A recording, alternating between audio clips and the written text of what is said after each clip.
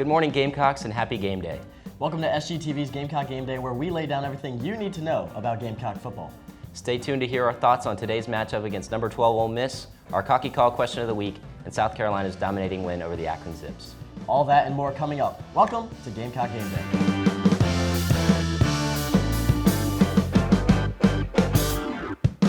Thanks for sticking with us, Gamecocks. I'm Zander Collins. And I'm Austin McConnell. Before their bye week last weekend, the South Carolina Gamecocks were able to top the Akron Zips 50-7. Due to Lenore Sellers' injury against LSU, backup quarterback Robbie Ashford took to the field for the Gamecocks. Ashford displayed a dominant performance, finishing the game with 243 passing yards and a game-high 133 rushing yards. Ashford completed 2 touchdown passes for the Gamecocks, one of 30 yards to freshman wide receiver Mazio Bennett, and the other of 12 yards to senior running back Juju McDowell. 6-year Oscar Attaway III got the Gamecocks on the board in the first quarter with a 2-yard run into the end zone. Attaway also added to the Gamecocks' lead in the third quarter after another 2-yard run. Ashford continued to build the lead in the fourth with a 36-yard rushing touchdown. 6-year quarterback Davis Bevel took over for Ashford and threw his first South Carolina touchdown to backup tight end Connor Cox.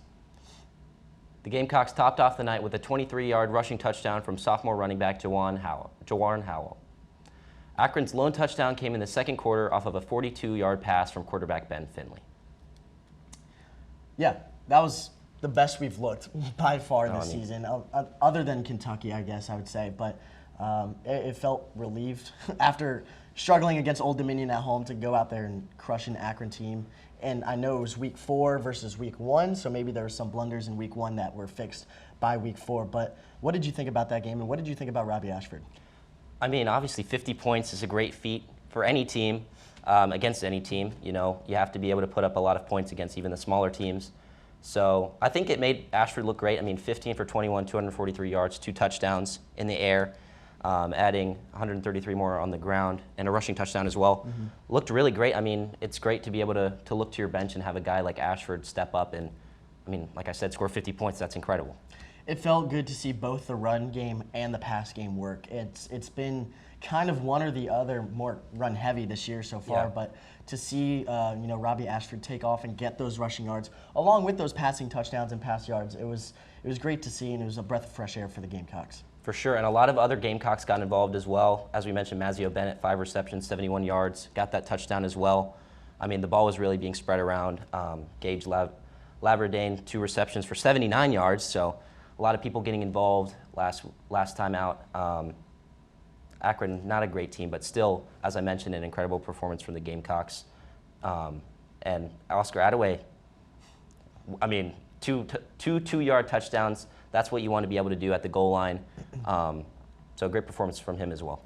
Yeah, you mentioned it's nice to look to your bench and have a couple quarterbacks that are able to sling it, but it's also the position players like wide receivers and running backs to have those guys take a load off of Rocket Sanders or Lenore Sellers whenever we need to. That's really helpful, and it's another breath of fresh air.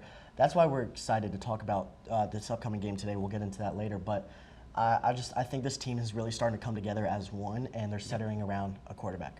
Really heartfelt story as well for Davis Bevel to come in, get his first passing touchdown for the Gamecocks. That was a really awesome moment. I mean, there was a moment in that game where we thought maybe it would be called back. And you saw as soon as the final whistle went, I mean, a very emotional moment for him. Yeah, that was great to see. That warms your heart, whether you're a Gamecock fan or just a college football fan. Just guys trying to make it in life, and this is their passion. So, especially with being a 6-year guy, like he's on his last straw. So for him to get in there and produce and get on the score sheet is really cool. Yeah, absolutely.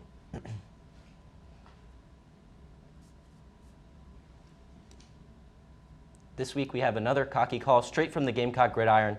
Will South Carolina return to starting quarterback Lenore Sellers to take on Ole Miss? Or will Robbie Ashford's performance against Akron earn him the starting spot?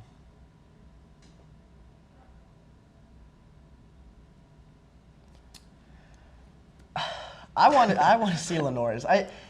It's really hard to gauge. Both have, Lenore's was the guy coming into the season. Yeah. But with that lingering injury, how long will he be the guy? So I talk about the breath of fresh air that Robbie Ashford is putting up points for the Gamecocks. That's good to know, but I'm a firm believer in if you have 2 quarterbacks, you don't have a quarterback. So I think Shane Beamer and this offensive coordinators need to figure it out now, because we're about to get into a 3-game stretch that is absolutely grueling for the Gamecocks. So we want to make sure that they're able to center around a leader and look to one guy when they need it the most. No, yeah, I mean, looking at the last performance, I think that Robbie Ashford is a more confident passer. I think he has the same rushing upside that Lenore Sellers has. But I think you got to rock with your starter. I think Lenore Sellers should play this game, especially with the magnitude of a game it is, 12th in the nation, Ole Miss. I mean, we can compare like the games that they play against some smaller teams. Like obviously, even if it was the first game of the season, Lenore's struggling in the air and on the ground against Old Dominion, 10 for 23 for only 114 in the air. I mean, and as he had 22 carries for 68 yards, it's not a great split. So I think, as you said, you have 2 quarterbacks, you have no quarterbacks. I think they do play very similarly. They like to run a lot, which is not necessarily a bad thing, but it could prove to be unsustainable if that injury is just to keep Lenore's out. Yeah, and I say if you have 2 quarterbacks, you have no quarterbacks, but you touched on it just a minute ago, Zander, that they're very similar in their playing style. So, you know, that's kind of contradictory to what I was saying. Like, it's not a huge drop-off from Lenore's to Robbie Ashford, I'll say that. And so, you know, getting one to air the ball out, getting one to run it, could be useful, could be beneficial. They could work that into the playbook so Lenore's isn't taking off every play. Yeah. Robbie Ashford isn't getting ran out of the pocket every play as well. So just having the right play calls for the right guys is going to set Gamecocks up for the success. Yeah, even going back to LSU, I mean, Robbie Ashford's pass attempts were limited, I guess, just coming in to a game that big, but I mean, still able to perform pretty well in that game. Obviously, there was that long pass play that was taken back for offensive pass interference. Still hurts. It still hurts. So, like as you said, there's not a huge drop off between the two. I think it's just really up to Shane Beamer to, like you said, plan around the quarterback that they want to continue the rest of the season with, especially as you mentioned, that 3-game stretch of this week against Ole Miss, next week against Alabama, at Alabama. At Alabama, and then the week after that at Oklahoma. So it's the gauntlet for sure. No, yeah, so that's a decision that Beamer needs to make quickly. Absolutely. Stay tuned after the break to hear our thoughts on today's SEC matchup. Welcome back, Gamecocks. South Carolina returns to SEC play this evening at Williams-Brice to take on number 12 Ole Miss. This will be the Rebels' first trip to Columbia in 15 years. The Gamecocks are currently 1-1 in conference play, with their lone SEC win coming from Kentucky. And the Rebels come into Williams-Brice 0-1 in conference play, with their lone SEC loss also coming from Kentucky. Let's take a look at how each team stacked up against the Wildcats. So you see the scores. That's obviously the first thing that comes to mind. What stands out to me is the Gamecocks went on the road. They went into Lexington and dominated the game. Ole Miss was at home. And I know it was their first true test. You know, they've played teams like Wake Forest, Georgia Southern, Middle Tennessee State. Like, that's... Come on, SEC ball. Like, that's... you should be blowing those guys out. So it's really hard to gauge this game today, and we're going to talk about it in a minute. But Jackson Dart is phenomenal for Ole Miss. He's one of my Heisman candidates. I think he's going to be a big factor in today's game. I mean, as you mentioned, they played some weaker teams. They've hung 50 a few times, but I think their only real competition before Kentucky was Wake Forest, and they're not even that great of a team. They even pulled out of their match next season because Ole Miss beat them so bad. But, I mean, you can't take ranked teams easily, but, I mean, it's a hard one to gauge, I mean, because dominating Kentucky is an understatement. We went into Lexington and just really showed what we could do. And after Ole Miss is blowing all these teams out, to lose by 3 to Kentucky, I mean, they're now sitting below Kentucky in the SEC standings. Yeah, which is crazy because it's also, like I mentioned, it's hard to gauge. Is Ole Miss that team? We talk about the top 12.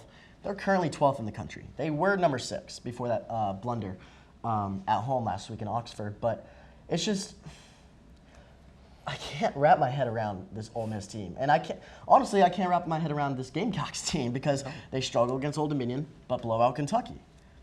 Ole Miss blows out Middle Tennessee State but loses to Kentucky at home. So really going to be interesting to see what Ole Miss brings into Williams-Brice today. A rested Gamecocks are going to be ready to take on Juice Wells, who's had his fair share of criticism from South Carolina. He returns to Williams-Brice for the first time today. Yeah, Juice Wells homecoming today. Of course, first team All-SEC and Most Valuable Offensive Player award during his time at Carolina. Kind of promised the fans that he'd be back for more and then ended up transferring. So bittersweet for him to come back to Williams-Brice today. What are your thoughts, Austin? I think it's going to be a hostile environment today. Like it's they're mad. I know players have said that everything's cool between Juice Wells and former players, but that's different come game time. When you put that helmet on, you're ready to knock over anybody who's in front of you. And so I hope it lights the fire under the Gamecocks at home. The student section, it's a garnet out today, so everyone's wearing garnet.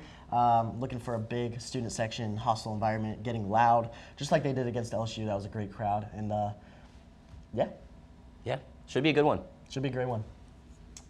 Before we go, here's our predictions for today's score. Zander, would you like to kick us off? Yes, absolutely. I think in big games, Carolina is not shy to score a lot of points. Obviously, they scored a lot against LSU. But I think Ole Miss's defense is better than LSU's. So I think the Gamecocks take it 28-17. I think they get the win here at home on Juice Wells' homecoming. A little defensive battle there. Yeah. Yeah, you touched on it. The defense has been phenomenal. I have 38-31. I kind of went the opposite route and went for more of a high-scoring game. I wanted to do more, but I gave our defense the benefit of the doubt. That score kind of resembles the LSU game. I think if South Carolina is able to keep Jackson Dart under wraps and not allow him to air it out downfield like they did with Garrett Nussmeier and LSU, I think they're going to have a really good chance today. I talked about the environment. It's one of the hardest places to play in the SEC, no matter what time it is. So really excited to see this game today. I've got 38-31 Gamecocks. If they play how they did against LSU, minus the penalties, they're going to shock a lot of people, I think, today. I think there's a lot of people still doubting us. Ole Miss is the perfect test for us to be like, we're a legit team. For sure, and as you mentioned that you think Jackson Dart is a Heisman candidate, where does he stack up amongst other candidates in the nation for you, especially going into this game? Yeah, I've got Jalen Milroe, Ashton Genty, a bunch of other guys. It's a tight race right now. It's, watching the Georgia-Bama game last week, that was absolute cinema. That was a phenomenal game. Great game. I don't have Carson Beck in my Heisman. I'm not a fan. Not at all. But Jalen Milroe is definitely one of them. Travis Hunter playing both sides of the ball. I think there was a stat, he came off the field for 2 plays one game.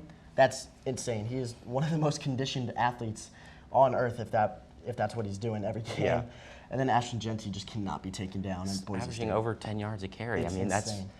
He scored 6 touchdowns in a game. I mean, that's crazy. And he even put up 3 against Oregon, which is not an easy feat. But I think I'm with you. I think Travis Hunter's a front runner. 561 yards, 6 touchdowns, and 2 interceptions on the other side of the ball. Playing at an elite level on both sides of the ball. But that'll wrap up our show for tonight. Thanks for tuning in to Gamecock Game Day. Be sure to follow us on Instagram, X, and Facebook at SGTV at USC.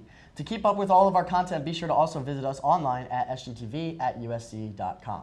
Before we sign off, we would like to remind you to extend a helping hand to our neighbors from the north. North Carolina is currently suffering massive devastation from Hurricane Helene. If you are able, please donate to hurricane relief programs working in North Carolina, such as the American Red Cross, United Way, and the Salvation Army. Or you can donate supplies to local supply pickup sites. I'm Austin McConnell. And I'm Zander Collins. From all of us here at SGTV, have a great day, Carolina. Forever to thee.